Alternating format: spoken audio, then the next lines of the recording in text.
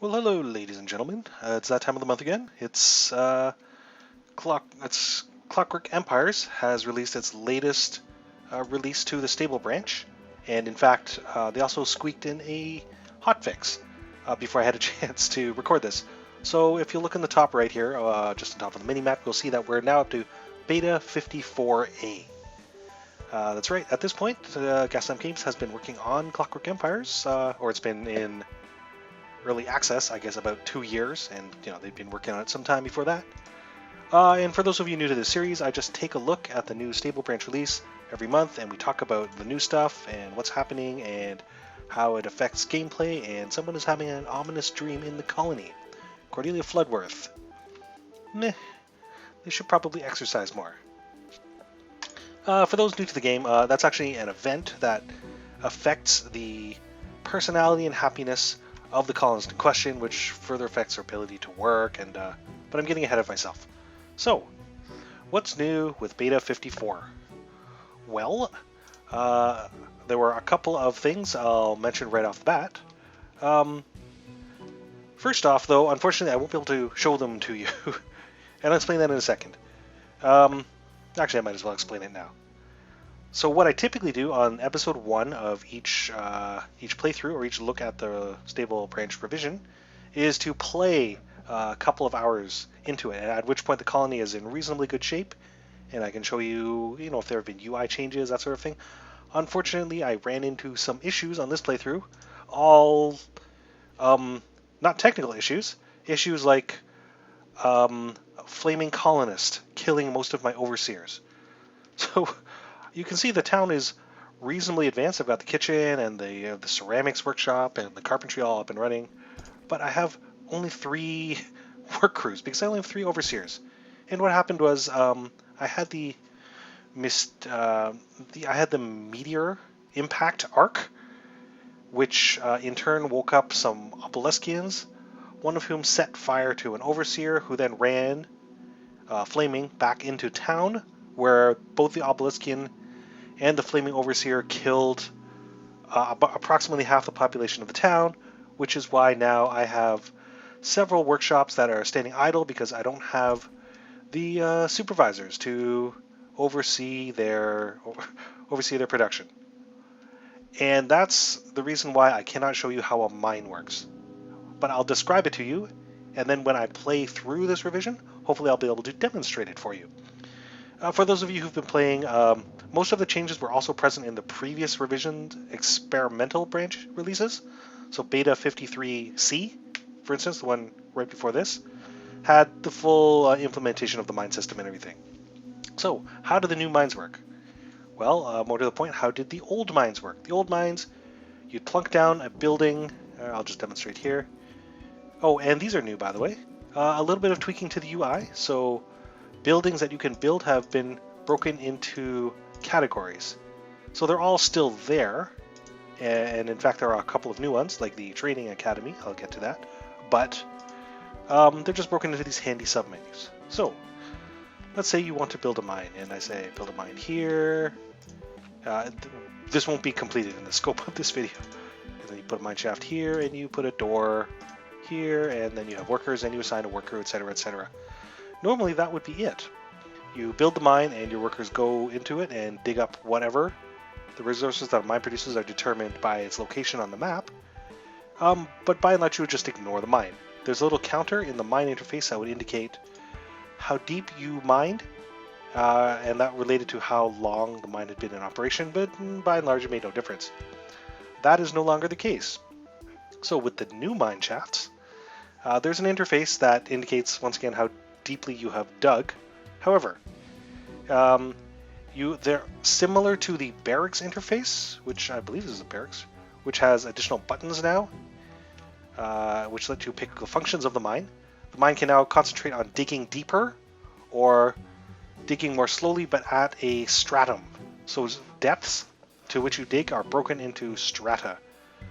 And the deeper you dig, the richer or the greater the proportion of useful goods that you'll dig up. So Strata 1 has a mixture of like rock and clay and sand, and maybe trace elements of coal and possibly the actual thing you want, maybe hematite or whatever it is. Strata 2, which is another bracket of depths below that. Um, at that strata, you will no longer produce sand, but you'll produce a greater proportion of uh, ores, useful ores, etc., etc. Strata 3, you might discover a second ore.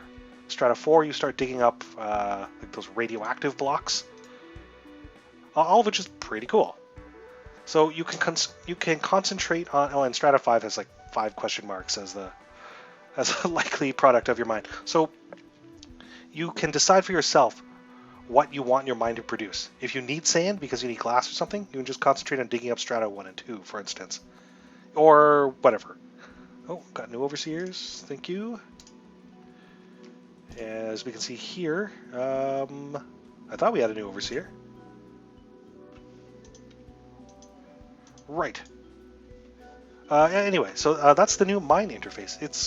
It adds some interesting gameplay elements into the mine interface, and it's not mines are no longer sort of a fire and forget affair. Naturalist office, I believe I've built one of those as well. Okay.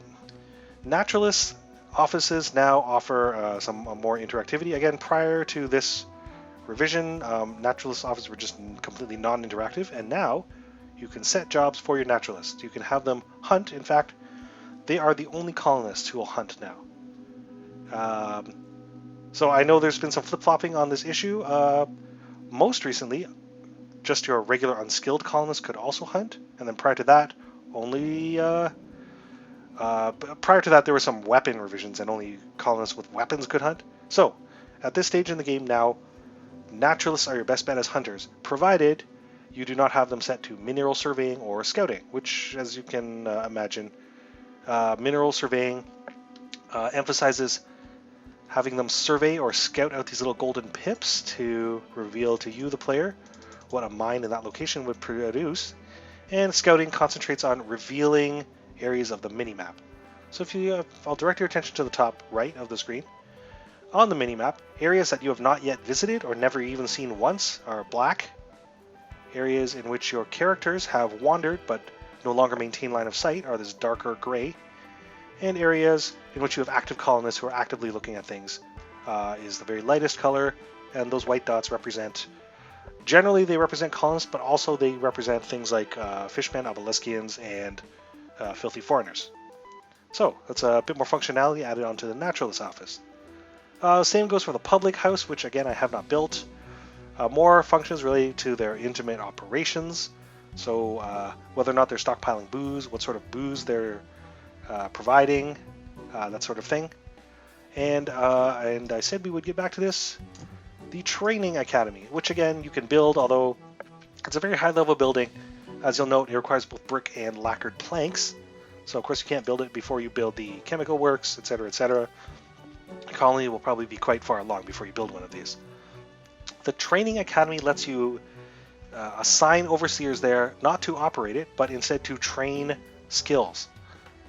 So this reinforces the idea that Clockwork Empires has always kind of had as one of its guiding principles, in that you want to maintain a steady and consistent supply chain, and you'll want it's more efficient to have specialists who are very good at specific things rather than just a big army of generalists. And that's where you train your overseers to be good at specific classes of skills. The Training Academy. Another cute little thing they've added is, and this is something that really shows off the power of a 3D engine for this kind of game, is the addition of dynamic lighting. So if you click on the zones and constructions here, in addition to the usual graveyard, flattened terrain buttons, and the airship mast, there are now light sources. So there are some decorative lights in the decor modules, and these do not, as far as I'm aware, these don't produce actual light. They're more like lanterns. These ones, however, they will in fact produce light. So there's a standing lamp and a couple of light poles. And because this is a 3D engine, the light is generated procedurally, and it creates dynamic light and shadows and things. Unfortunately, the growth of my colony was stunted, and wasn't able to develop up to that point. I apologize again. Hopefully I'll get to it in the playthrough.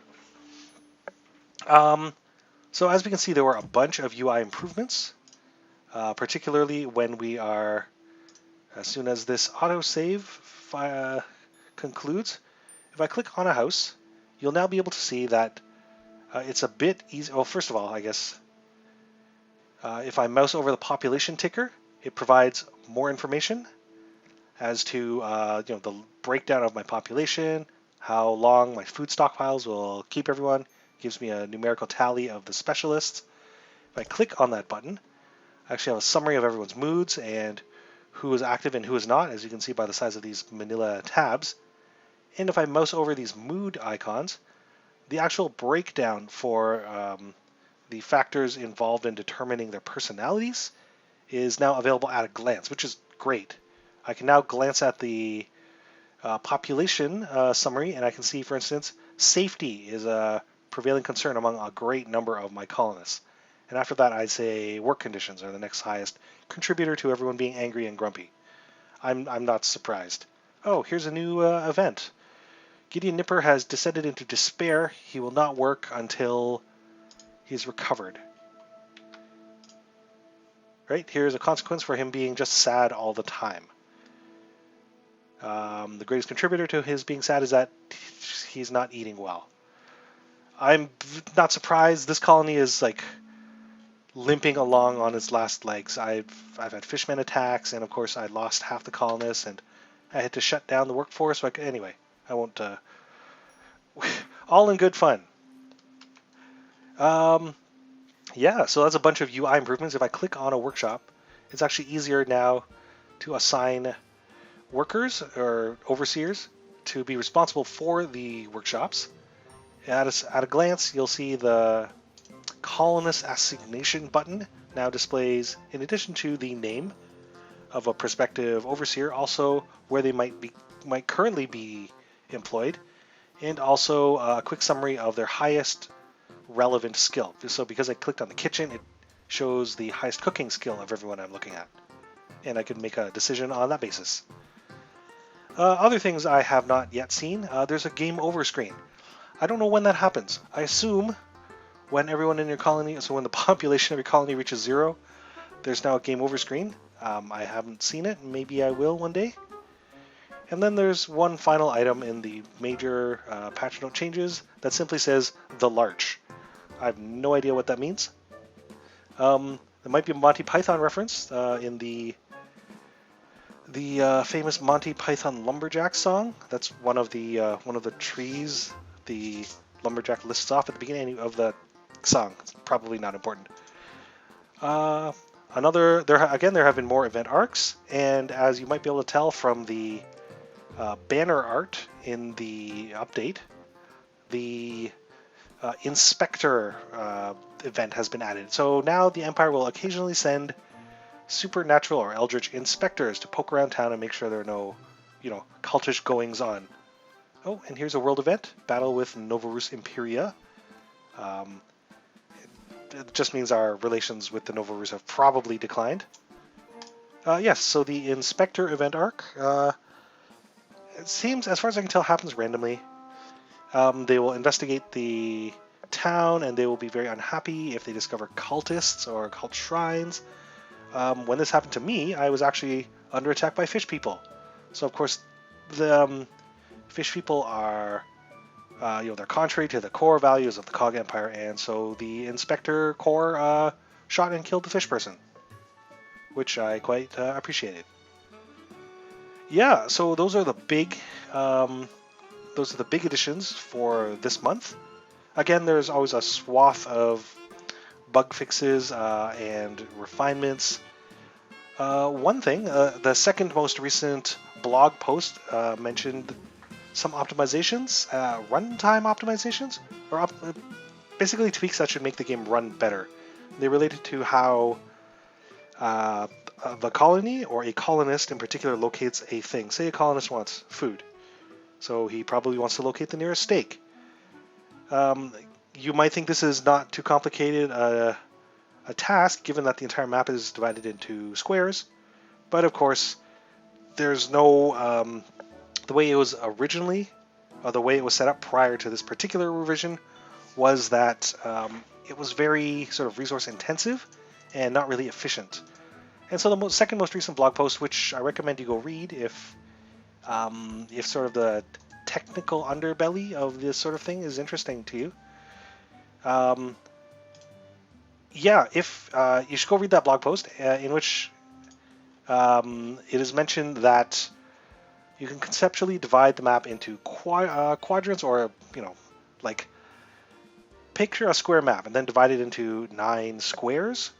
Now, a thing can be closest to you at the intersection of 2 other squares, or can be far away, but in what is theoretically a closer square. And so you need to subdivide those squares into cells. I'm not going to do it any justice just describing it with my words here. Just go read the blog post. Anyway, it's super neat. Anyway, that's the new stuff. There's a bunch of fixes. I believe pubs now work properly, and they squashed a weird bug where people forgot how to eat because, again, tags are missing on food. But that's where the game is for now. It's also, the hotfix also made it a little more stable because just 54 was a bit crashy, but we haven't had the same kind of complaints about 54A. So I think that's all I can reasonably talk about or report on the state of the game so far.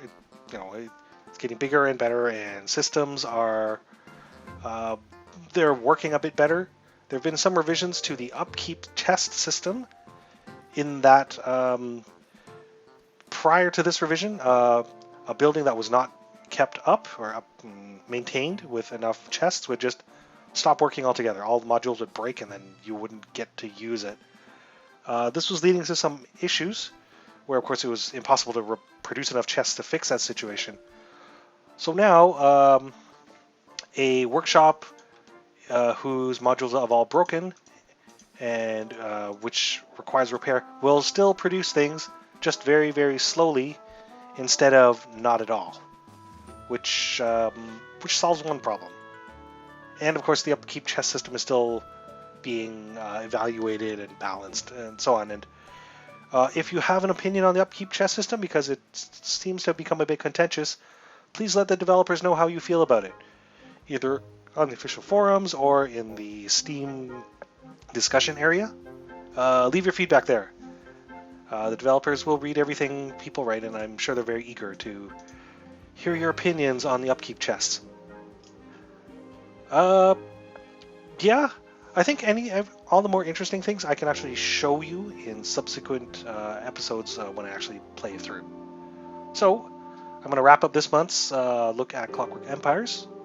My name is Alfred. I do these about once a month. This will be followed by a shortish playthrough of the first several hours of the new revision. Clockwork Empires is being developed by Gaslamp Games, a proudly Canadian dev company. The game is available for purchase, although it is in early access, and thus all the usual warnings apply. It's not done, it's not complete, not everything's in there, stuff is still broken and unbalanced. It's getting better all the time. If you're interested in how a video game is developed, I'd strongly suggest you consider this one. Again, yes, purchasable on the Gaslamp Games website, through the Humble Store, also through Steam. And I hope you found this interesting. So I will catch you in the next episodes when I start my playthrough.